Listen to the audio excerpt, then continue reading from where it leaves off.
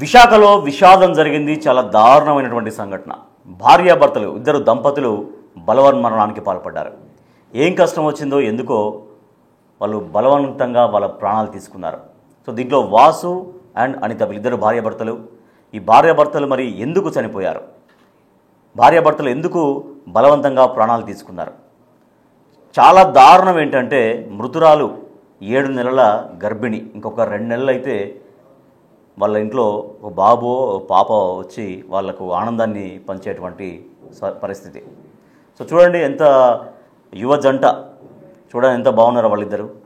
So ఎందుకు బలవంతంగా ప్రాణాలు తీసుకున్నారు? దట్టు గర్భిణి, నిండు గర్భిణి. ఇంకొక 2 నెలలు అయితే వాళ్ళ కలలు సాకారం చేసే విధంగా ఒక చిన్న బాబో పాపో వాళ్ళ ఇంట్లో నడయాడే పరిస్థితి. మరి వాళ్ళకి ఎందుకు అంత బలవంతంగా ప్రాణాలు తీసుకున్నారు? బలవంతంగా కనీసం కడుపులో ఒక బిడ్డ పెరుగుతుంది. బిడ్డకి ఇప్పుడు 7 నెలల లోపల బిడ్డకు ఉన్నాయి. ఇంకొక 2 నెలల్లో ఒక బిడ్డకు మనం జన్మనివ్వబోతున్నాం అనేటువంటి ఆలోచన కూడా ఎందుకు మరి రాలేదు? ఎందుకు బలవంతంగా ప్రాణాలు తీసుకున్నారో అర్థం కానటువంటి పరిస్థితి. సో ఆత్మహత్యలు వేటికి పరిష్కారం కావు. బలవంతంగా ప్రాణాలు తీసుకోవడం అనేది వేటికి పరిష్కారం కావు. మరి ఎందుకు ఈ రకంగా వాళ్ళు బలవంతంగా చనిపోయారు, బలవంతంగా ప్రాణాలు తీసుకున్నారో అర్థం కానటువంటి పరిస్థితి. సో ఎంతో జీవితం చాలా ఉంటుంది. జీవితం నిండు అంటే చాలా యంగ్ యువ జంట, సుదీర్ఘమైనటువంటి జీవితం ఉంది. ఇంకా సరే ఏ సమస్యలున్నా ఏమున్నా అన్నీ కూడా ఇవాల్టి వరకే ఉంటాయి. రాబోయే రోజుల్లో ఎప్పుడు అవే ఉంటాయని ఒక నిరాశలో కూడా కూరుకుపోవాల్సినటువంటి అవసరం లేదు.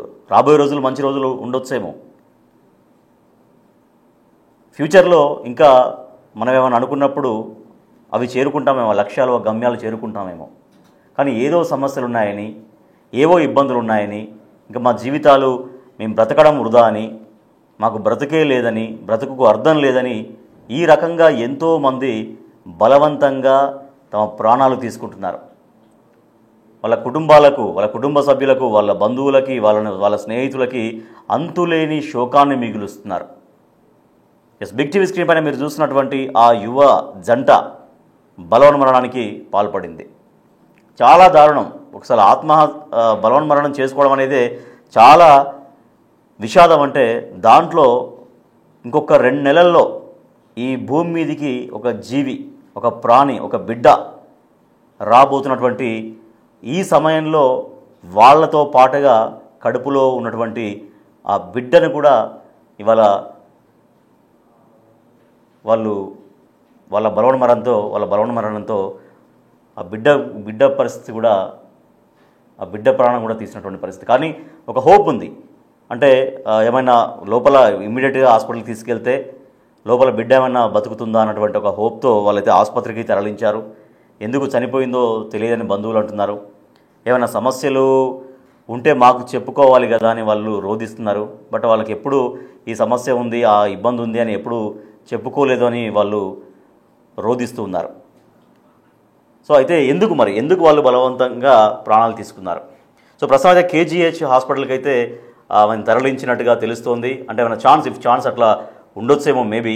ఎందుకంటే అప్పటికే జస్ట్ చనిపోయింది కాబట్టి మరి లోపల ఉన్నటువంటి ఆ బిడ్డ ఏమన్నా బతికే అవకాశం ఉంటుందా అన్నటువంటి దాంట్లో ఏమన్నా ఛాన్సెస్ ఉండొచ్చేమో మేబీ. అందుకని వాళ్ళు ఆసుపత్రి కూడా తరలించినట్టుగా తెలుస్తోంది.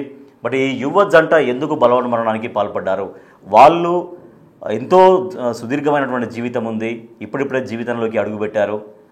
ఇంకొక 2 మంత్స్లో ఒక బాబో పాపో వాళ్ళ జీవితంలోకి రాబోతుంది. నిజంగా ఏమైనా సమస్యలు ఉన్నా కూడా ఆ సమస్యలన్నీ కూడా కమింగ్ డేస్లో అన్నీ తొలగిపోయేవేమో. మరి ఎందుకు వాళ్ళు ఈ రకంగా బలవన్మరణానికి పాల్పడ్డారు?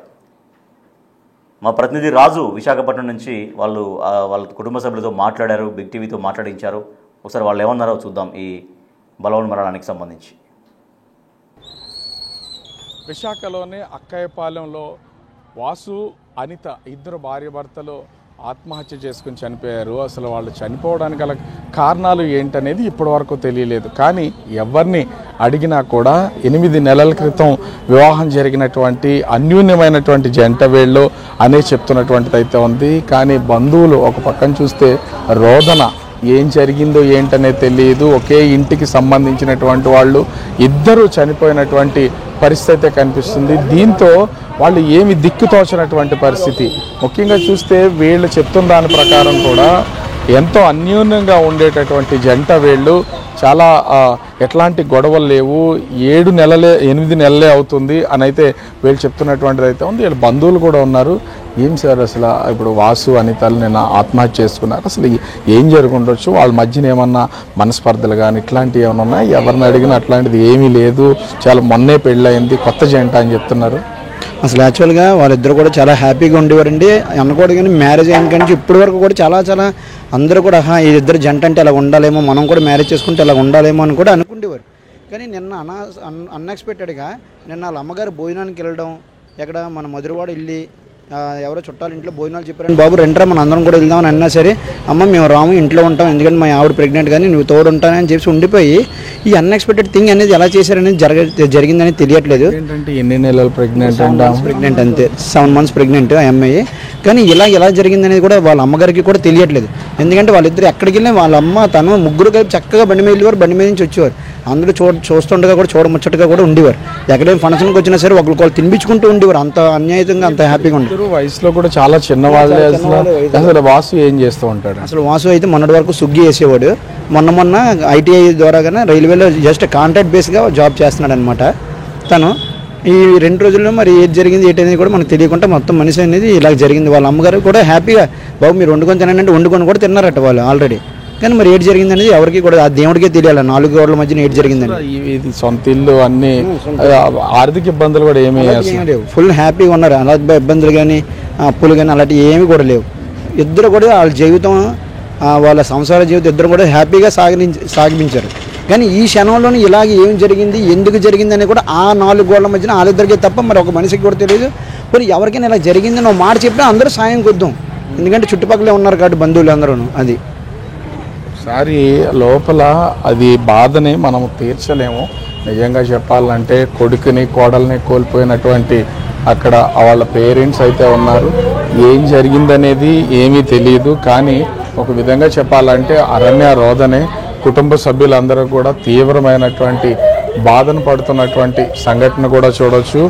8 నెలల క్రితం పెళ్ళయి 7 నెలల ప్రెగ్నెంట్గా ఉన్నటువంటి కోడలు చనిపోవడం, కొడుకు చనిపోవడం, ఒక విధంగా చెప్పాలంటే చాలా బాధతో ఆ కుటుంబం అంతా కూడా ఉండిపోయినటువంటిది. ఏం జరిగిందనేది తెలియదు. కుటుంబానికి సంబంధించినటువంటి అందరూ కూడా చాలా రోధిస్తున్నటువంటిది అయితే ఉంది. ఎవరిని అడిగినా చాలా చూడముచ్చటైనటువంటి జంట, అంతా కలిసి ఫ్యామిలీ అంతా కూడా కలిసే ఉంటారు. ఫంక్షన్కి వెళ్ళాల్సినటువంటి వాళ్ళు తిరిగి అంటే ఈరోజు ప్రెగ్నెంట్ కాబట్టి మిస్సెస్ బయటికి వెళ్ళలేకపోయింది, నేను ఇంట్లోనే ఉంటామని ఆమె తల్లినైతే ఆ ఫంక్షన్కి పంపించారని చెప్తున్నారు. కానీ ఫంక్షన్కి తల్లి తిరిగి వెళ్ళి వచ్చిన తర్వాత చూస్తే ఒక్కసారిగా ఇంట్లో కొడుకు కోడలు ఇద్దరూ కూడా చనిపోయినటువంటి పరిస్థితి అయితే ఉంది. దీంతో వాళ్ళు అసలు దిక్కితోచినటువంటి పరిస్థితి అయితే కనిపిస్తూ ఉంది. ముఖ్యంగా చూస్తే ఒకటి వీళ్ళ కుటుంబానికి సంబంధించి కూడా అసలు తీవ్రమైనటువంటి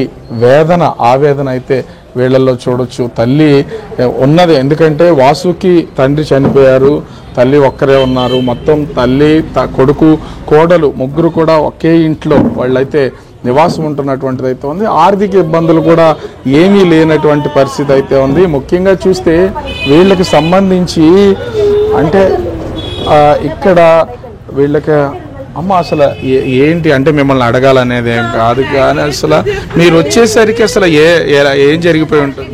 డోర్లు వేసి ఉన్నాయి బాబు, నాకేంటి తెలుసు, బయటకు వెళ్ళి వచ్చాను, నాకేం చెప్తే పోకుండా కదా, నేను అడ్డజిట్ వచ్చేది కదా, నన్ను ఎందుకు వెళ్ళి పాడు చేసుకుంటా, నా కొడుకులు పోగొట్టుకుంటానా, నా కొడుకు కోళ్ళు పోగొట్టుకుంటాను, నేను ఎందుకు పెళ్లి చేసుకున్నదాన్ని. ఎవరిని అడిగినా కూడా ఎట్లాంటి ఇబ్బందులే లేవని చెప్తున్నారు.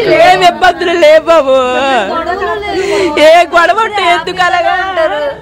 ఎక్కడికి వెళ్ళినా ముగ్గురు కలిసే వెళ్తారు, చాలా హ్యాపీగానే ఉన్నారు. నిన్న కూడా బాగానే ఉన్నారు. ఇంట్లో కూడా ఏదో ఒక పూజ సత్యనారాయణ వ్రతం ఏదో చేయడానికి ఏర్పాట్లు కూడా చేశారని చెప్తున్నారు. తినేసాం. ఆ పూజ రెడీ చేసి ఉంచమ్మా అని చెప్దామా ఫోన్ చేస్తే ఫోన్లు ఎత్తట్లేదు. మీతోనే వాళ్ళు ఆ ఫంక్షన్ కి రావాల్సిన వాళ్ళమ్మా నిన్న రావాల్సిన వాళ్ళే మరి రాలేదు అల్లుడు.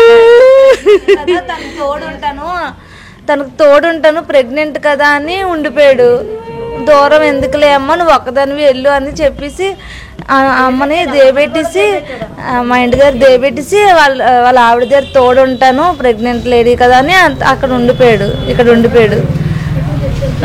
వచ్చి చూసేసరికి ఎన్ని గంటలకు వచ్చేసరికి 6 గంటలకల్లా వచ్చాము. తలుపులు బాదుతూనే ఉన్నాము, తలుపులు తీయలేదు. ఫోన్లు హాల్లో ఉన్నాయి, లోపల వాళ్ళు బెడ్రూమ్లో ఉన్నారు. ఇలా ఎవరిని చూసినా కనీసం అంతే విగత జీవులు అయిపోయి ఉన్నటువంటి పొజిషన్ ఉంటే పర్వాలేదు. ఇప్పుడు ఈ పిల్లలకి ఏమైనా బాధగా ఉంటే అలా కన్నోరికైనా ఫోన్ చేసి అమ్మ ఇక్కడ ఏదైనా జరుగుతుంది చేస్తుంది మీరు రండి అని అంటే అప్పుడు వాళ్ళు వచ్చి ఏదైనా మాట్లాడారు అనుకో, కోడలు కూడా అసలు వాళ్ళ అమ్మ నాన్నలకి ఏమీ కూడా చెప్పలేదు. వాళ్ళకి కూడా ఫోన్ చేసి చెప్పలేదు. నిన్న మధ్యాహ్నం 12 గంటలకి కన్నూరు ఫోన్ చేశారట. చేసి కూర అమ్మ ఏటి వండుకున్నా అంటే మా అత్త లేదు, మా అత్త ఫంక్షన్కి వెళ్ళింది, మినపడి వెళ్ళి కూర వండుకున్నామమ్మ భోజనం చేస్తున్నామని చెప్పిందట. ఆ ఒక్క మొక్కే. వాళ్ళమ్మ కూడా 2 గంటలకు 3 గంటలకు ఫోన్ చేసిందంట. అప్పటికి ఫోన్ ఎత్తలేదంట. ఏటి జరిగింది కూడా తెలియదు. ఎప్పుడైనా గొడవ ఆడుకున్నారు అనుకో, అత్త కానీ కోడలు కానీ మొగుడు కానీ ఏదైనా గొడవ ఆడుకుంటే ఏదైనా అనుకుంటారు, ఏది తెలీదు. పెళ్ళైన తర్వాత ఈ రోజు వరకు గొడవ అంటే ఏంటో తెలియదు, వాళ్ళకే తెలీదు. కన్నర్కి ఏ రోజు అమ్మాయి చెప్పలేదు. ఇక్కడ కూడా ఇప్పుడు ఆడపిల్లే కదా, ఇప్పుడు ఇంట్లో ఏమైనా జరిగింది అనుకో అత్తతో చెప్పడమో లేకపోతే పక్క వాళ్ళతోనో ఎవరితో ఏదైనా ఇంట్లో ఎలా జరుగుతుందని చెప్పాలి కదా. ఏటి తెలియలేనప్పుడు మనం ఏం చెప్పలేం కదా. ఎందుకు జరిగిందో ఇప్పుడు మాకు ఆశ్చర్యంగానే ఉంది, ఎందుకు ఎలాగైందని. అసలు చనిపోయినటువంటి ఇద్దరు కూడా అది ఎలా చనిపోయారు ఏంటనేది ఎవరికీ తెలియదు. కానీ ఇప్పుడు కుటుంబంలో ఉన్నటువంటి వాళ్ళు ఇద్దరు ఉన్నటువంటి ఆమె కేవలం తల్లి మాత్రమే ఏడుస్తుంది. ఈవేళ ఒక విధంగా చెప్పాలంటే కోడలు కొడుకు ఇద్దరు చనిపోవడంతో ఆమె అనాథగా మారిపోయినటువంటి పరిస్థితి అయితే కనిపిస్తుంది. ఇప్పటికే భర్త చనిపోయాడు, ఇప్పుడు కోడలు కొడుకు ఇద్దరు కూడా ఒకేసారి విగత జీవులయ్యి, ఎందుకంటే ఒక ఫంక్షన్కి వెళ్ళారు, ఫంక్షన్ ముగించుకుని వచ్చి సాయంత్రం 6 గంటల సమయంలో సత్యనారాయణ వ్రతానికి అన్ని ఏర్పాట్లు అయితే వీళ్ళు చేసుకున్నారు. ఏర్పాట్లు చేసుకున్న తర్వాత వచ్చి తొందరగా వచ్చి వీళ్ళు ఆ పూజ చేయడానికి తలుపులు అయితే కొడుతూ ఉంటే లోపల చనిపోయినటువంటి ఇద్దరిని చూసి, ఎందుకంటే ఇప్పుడు వాళ్ళు చెప్తున్న దాని ప్రకారం కూడా ఎవరు ఎట్లాంటి ఇబ్బందులు లేవు, అమ్మాయి తల్లిదండ్రులకు కూడా చెప్పలేదు, కష్టాలున్నా ఏదన్నా ఉన్నా కూడా ఖచ్చితంగా చెప్తారు, ఎట్లాంటివి చెప్పకుండా ఉన్నటువంటి పరిస్థితి అయితే ఉంది. 7 నెలల గర్భవతి, మరి ఇంకొక 2 నెలల్లో ఖచ్చితంగా ఈ ఇంట్లో ఒక చిన్న పిల్లాడు పుట్టడం, ఆ కేరింతలు వీటన్నింటినీ కూడా ఏ తల్లిదండ్రులైనా సరే ఆశిస్తూ ఉంటారు, పిల్లల కోసం మనవాళ్ళ కోసం ఆశిస్తూ ఉంటారు. కానీ ఇక్కడ చూసేసరికి చేతికంద వచ్చిన కొడుకు కోడలు పుట్టబోయే పిల్లలు వీళ్ళందరినీ ఒకేసారి 3 ప్రాణాలు, ఒక విధంగా చెప్పాలంటే 3 ప్రాణాలని కోల్పోయినటువంటి పరిస్థితి అయితే ఉంది. దీంతో ఈ కుటుంబం మొత్తం అంతా కూడా ప్రస్తుతం ఒక రోదనే, దాన్ని ఆ బాధని ఎవరూ తీర్చలేనటువంటిది. ఇంట్లో ఏదన్నా ప్రమాదం జరిగినా ఎవరన్నా చనిపోయినా, ఒకరు చనిపోయారు ఇంకొకరు ఆసరాగా ఉన్నారు అనుకుంటారు, కానీ ఇక్కడ అది ఏమీ కనిపించట్లేదు. ఉన్నటువంటి మొత్తము కొడుకు కోడలు కడుపులో ఉన్నటువంటి బిడ్డతో సహా అందరూ చనిపోవడంతో విషాద ఛాయలు అయితే అలుముకున్నటువంటి పరిస్థితి అయితే కనిపిస్తుంది. దీంతో అసలు ఇప్పటి వరకు అంటే అసలు ఎలా ఉండేవారమ్మా అసలు అలా ఇంతగా ప్రతి ఒక్కళ్ళు ఎలా రోజు వాళ్ళిద్దరు ఎంత బాగుండేవారంటే అసలు చూడడానికి కూడా అంత ముచ్చటగా ఉండేవారు. ఎంత కష్టం తెస్తాడు అనుకోలేదు నా తమ్ముడు మటుకోను. మా తమ్ముడు ఎంత బాధపడతాడు అనుకోలేదు. అసలు ఇంత కష్టం ఉంది అక్క, ఇంత కష్టం ఉందా అని చెప్పుకున్నా. నా కడుపులో నా తమ్ముడు సెట్ చేసుకుని జరగాలి, నా తమ్ముడు ఎంతో తీసి వెళ్ళిపోతుంది అనుకోలేదు. సో ఒక విధంగా ఇదంతా చాలా బాధకి సంబంధించినటువంటి బాధాతత్వమే. ఒకే ఇంట్లో కడుపులో ఉన్నటువంటి బిడ్డతో సహా ఆత్మహత్య చేసుకుని చనిపోయినటువంటి పరిస్థితి అయితే ఉంది. కానీ చనిపోవడానికి గల కారణాలు ఏంటనేది ఎవరికీ తెలియదు. చనిపోయినటువంటి ఆ ఇద్దరికి తప్ప ఎవరికి తెలియదు. తల్లి ఉన్నటువంటి ఒక తల్లి ఫంక్షన్కి వెళ్ళి తిరిగి రావడం, వచ్చేసరికి చనిపోయారు. అమ్మాయికి సంబంధించినటువంటి తల్లిదండ్రులు కూడా ఎన్నిసార్లు ఫోన్ చేసినా మధ్యాహ్నం 2:30 నుంచి వాళ్ళకి ఫోన్లు చేస్తూనే ఉన్నా కూడా ఫోన్లు లిఫ్ట్ చేయకపోవడంతో ఏం జరిగిందో తెలియనటువంటి పరిస్థితి ఉంది. వచ్చి చూసి తలుపులు పగలగొట్టేసరికి ఇద్దరు చనిపోయి ఉండడం, చివరికి కడుపులో ఉన్నటువంటి బిడ్డ అయినా సరే బ్రతుకుంటాడని రక్షించడానికి అంబులెన్స్లో హాస్పిటల్కి అయితే తీసుకెళ్లారు. కానీ అప్పటికే ఆ బిడ్డ కూడా చనిపోయారని కుటుంబ సభ్యులైతే, డాక్టర్లు కుటుంబ సభ్యులు చెప్తున్నటువంటి పరిస్థితి అయితే కనిపిస్తుంది.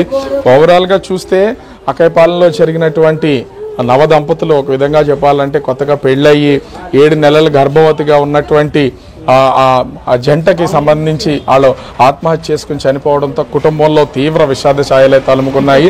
ఈవేళ ఆ తల్లి అంటే వాసు తల్లి అనాథగా మారిపోయింది, ఎవరూ లేనటువంటి వాళ్ళుగా మారిపోవడంతో కుటుంబం అంతా కూడా తీవ్ర విషాద ఛాయలు అలుముకున్నటువంటి పరిస్థితి కనిపిస్తుంది. కెమెరామెన్ అజయ్తో రాజు, బిగ్ టీవీ, విశాఖపట్నం.